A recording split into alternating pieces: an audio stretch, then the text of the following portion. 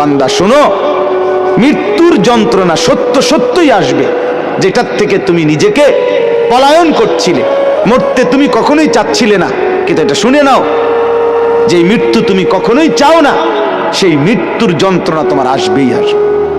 সাকরাতুল মউত হাত্তাকে, এমনকি আল্লাহর নবী সাল্লাল্লাহু আলাইহি সাল্লাম পর্যন্ত ইন্তেকালের পূর্বে নবীজি হাদিসে স্পষ্ট আছে, আম্মা জান আয়েশা বলছেন, নবীজি সাল্লাল্লাহু আলাইহি সাল্লাম একটা বাটির মধ্যে পানি দিছে, আর নিজের পবিত্র ডান হাত মোবারক দিয়ে এই বাটির পানির মধ্যে চুবাইতেছিলেন, আর কপালের ঘাম মুছতেছিলেন নবীজি, আর বলতেছিলেন, লা ইলাহা ইল্লাল্লাহ ইন্না লিল মাউতি সাকারাত। আল্লাহ, আপনি ছাড়া আর কোনো ইলাহ নাই, আহা মৃত্যুর তো বড়ই যন্ত্রণা। নবীজি বলতেছিলেন, খুদ রাসূল বলতেছে, যার কষ্ট হওয়ার কোনো কারণ নেই, শুধু আল্লাহ তাআলা দেখাচ্ছিলেন, বন্ধু আপনার উম্মতের হালাত কেমন হয়। নবীজি বলতেছিলেন, হায় মৃত্যুর তো বড় যন্ত্রণা। হযরত ফাতেমা রাদিয়াল্লাহু তাআলা আনহা, ওই হাদিসে আছে, ফাতেমা রাদিয়াল্লাহু তাআলা আনহা তখন কাঁদতেছিলেন, নবীজির মেয়ে, আর কাঁদতে কাঁদতে বলতেছিলেন, ওয়া কারাবাহ ইয়া আবাতা, আরবীয় আফসোসের বাক্য, হায় আমার আব্বা, না জানি আপনার কি কষ্ট হচ্ছে। আল্লাহ নবীর সাথে সাথে বলছে, লা ইয়া ফাতেমা, না না ফাতেমা, কষ্ট হচ্ছে না। লাইসা আলা আবিকাল কারব বাদা হাদাল ইয়াউমি আবাদা। সুবহানাল্লাহ। বললেন নবী, ফাতেমা শোনো, আজকে তোমার বাবার জিন্দেগির কষ্ট সমাপ্ত হচ্ছে, আজকের পরে আর তোমার বাবার কোনো কষ্ট থাকবে না। 23 বছর আমি দিবানিশি মেহনত করছি, কষ্ট করছি, কাঁদছি, চোখের পানি ফেলছি, পাথরের আঘাত সয়েছি, পেটে পাথর বেঁধেছি ক্ষুধার কষ্টে, দান শহীদ করেছি, সারা দেহ রক্তাক্ত হয়েছে, আমার অনেক কষ্ট হয়েছে, ঠিক মতো ঘুমাই নাই, ঠিক মতো খানা খাই নাই, ঠিক মতো রাত্রিতে বিশ্রাম করি নাই, বিবিরে সময় দেই নাই, পরিবারকে সময় দেই নাই, কাউকে ঠিক মতো সময় দিতে পারি নাই, কিছুই করতে পারি নাই দুনিয়া, বিশ্রাম, সুখ, আনন্দ, উপভোগ, শুধু মেহনতি করে গেছি, দিয়েই গেছি দাওয়াত, বলেই গেছি দুয়ারে দুয়ারে, দাঁড়ে দাঁড়ে, বারবার বারবার বারবার বারবার। নবীজি সাল্লাল্লাহু আলাইহি সাল্লাম কিতাবের মধ্যে আছে, আরবি কিতাবে তারিখে ইবনে খাল্লিকান, 4000 বার, 4000 বার শুধু আবু জেহেলকে কালেমার দাওয়াত দিয়েছে। বুঝে ধরে মিয়া, রাসূল সাল্লাল্লাহু আলাইহি সাল্লামকে চিনলেন তো নাই, অনর্থক ভালোবাসার এক অভিনয় করছি, মুখে এক ফোঁটা দাড়ি নাই, এবারটা আশেক, সারা জীবন 60 বছর বয়স, এবারটা অনবিরি খায়, এবারটা নবীরে ভালোবাসে। হ্যাঁ রে মিথ্যুক রে, কত বড় মিথ্যুক এটা। 1 মাস কইতে পারতো না টানা 1 মাস, যে আমি টানা 1 মাস মেসওয়াক করছি, এটা বলতে পারবে না, এবারটা নবীরে ভালোবাসে, এবারটা গাইল্লায় অন্য করে। আমার খুব হাসি আসে, জানলে কি জবাব দিত এগুলারে, কি তো জবাব দিব মেয়ে, কি জন্য জবাব দিব?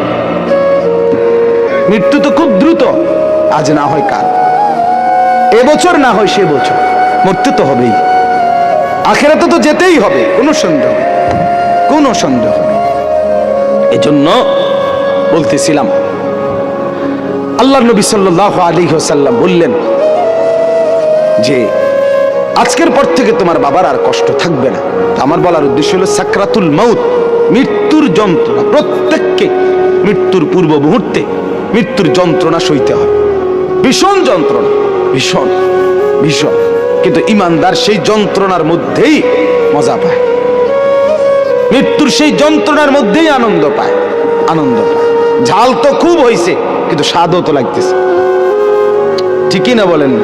শীতকালীন তরকারি তো ঝাল হইছে, বাকি শীতের ঠান্ডার মধ্যে শীত ঝাল তরকারি খাইতে মজাও তো পাচ্ছে, ঠিক এরকম মৃত্যুর যন্ত্রণা হইতেছে ঠিক, কিন্তু এই যন্ত্রণা মনে যেন চিরে ভিড়ে যাচ্ছে, কিন্তু ঈমানদারের দিল খুশি, কিছুক্ষণের মধ্যেই আমি আমার মাওলার জান্নাত দেখতে পাবো। এটা তখন তাকে সব কষ্ট ভুলায় দেয়, সব কষ্ট ভুলায়। এজন্য হাদিসে আছে নবীজির মৃত্যুর যন্ত্রণা তো হচ্ছে মৃত্যুর সময় আল্লাহর নবী জবানে কি বলতেছিলেন, আল্লাহুম্মা রফিকাল আলা, আল্লাহ আমি পরম বন্ধু, শ্রেষ্ঠ বন্ধু আপনি মাওলার সান্নিধ্যেই যেতে চাই। তার মানে জানো আল্লাহ তাআলা বুঝাইছেন বন্ধু মরবেনও না তো আমাকে আর পাবেন কেমন, মরতে তো হবেই, আসতে তো হবেই আমার কাছে। একটা মজার উদাহরণ শুনেন, আমরা কিতাবে পড়ছি ইব্রাহিম আলাইহিস সালাম, ওনাকে মালাকুল মউত আজরাইল ওনার জান কবজ করার জন্য আসছে।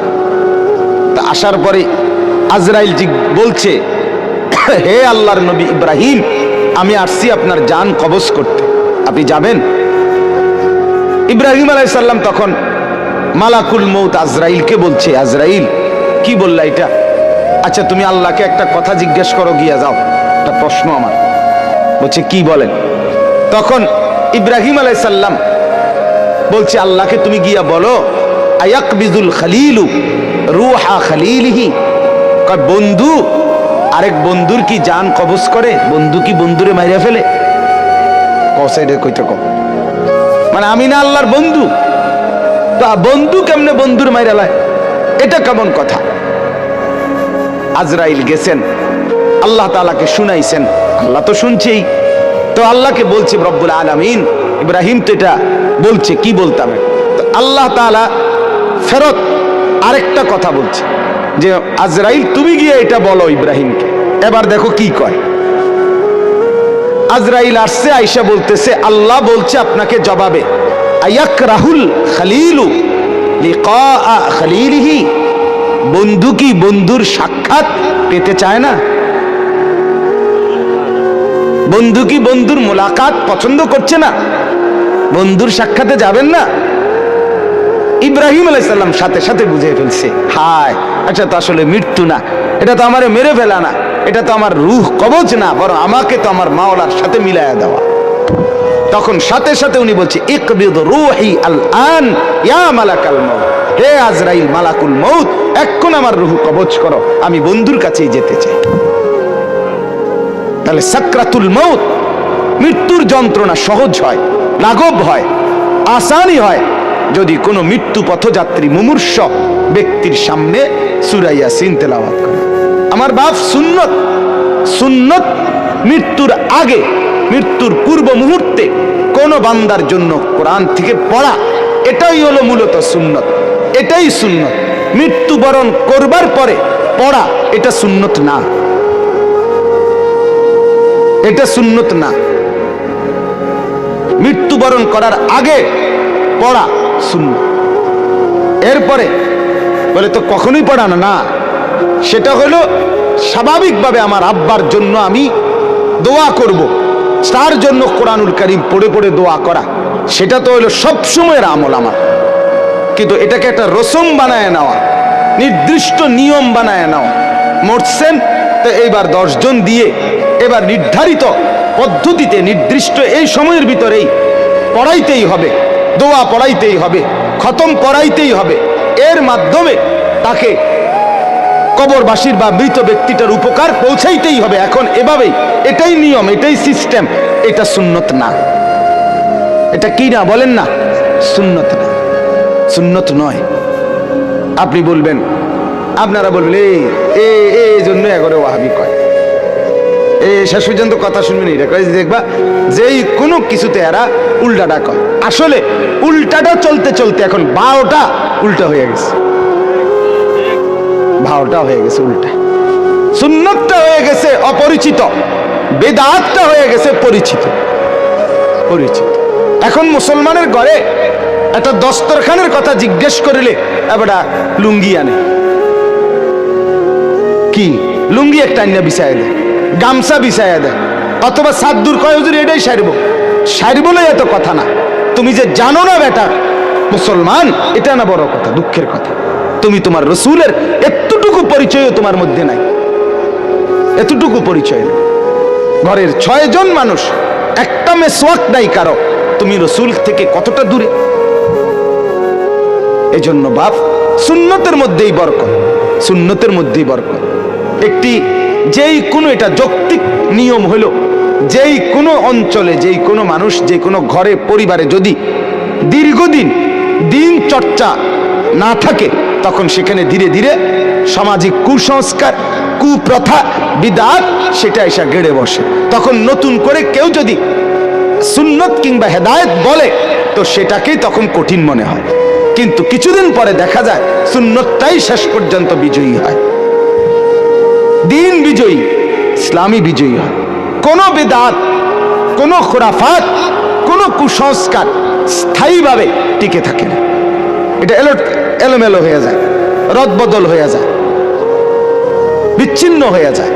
মানুষ ধীরে ধীরে সুন্নতের ব্যাপক প্রচার হলে বিদআত আস্তে আস্তে কমে যায়, ছুটে যায়। আল্লাহ তাআলা আমাদেরকে সুন্নতের মহব্বত করার তৌফিক দান করেন। তাইলে আমি দুইটা ফজিলত বললাম, এবার আরেকটা ফজিলত। রাসূলুল্লাহ সাল্লাল্লাহু আলাইহি সাল্লাম বলেন, যে ব্যক্তি সকালবেলা সূরা ইয়াসিন তেলাওয়াত করবে সন্ধ্যা পর্যন্ত সে বিপদ আপদ থেকে নিরাপদ থাকবে। সন্ধ্যায় পড়বে, সকাল পর্যন্ত বিপদ আপদ থেকে নিরাপদ থাকবে। তাইলে সূরা ইয়াসিন অনেক ফজিলত। মৃত্যু পথযাত্রীর মৃত্যু যন্ত্রণা সহজ হয়। এরপরে সকাল সন্ধ্যায় পড়লে তার আপনার বিপদ আপদ, পরেশানি, মুসিবত থেকে দূর হয়। সর্বোপরি সূরা ইয়াসিন, এটার দ্বারা অনেক বেশি ফজিলত অর্জিত হয়। একজন ইমানদারের উচিত সূরা ইয়াসিনকে নিয়মিত তেলাওয়াতের অংশ হিসাবে গ্রহণ করা। আল্লাহ তাআলা আমাদেরকে তৌফিক দান করেন।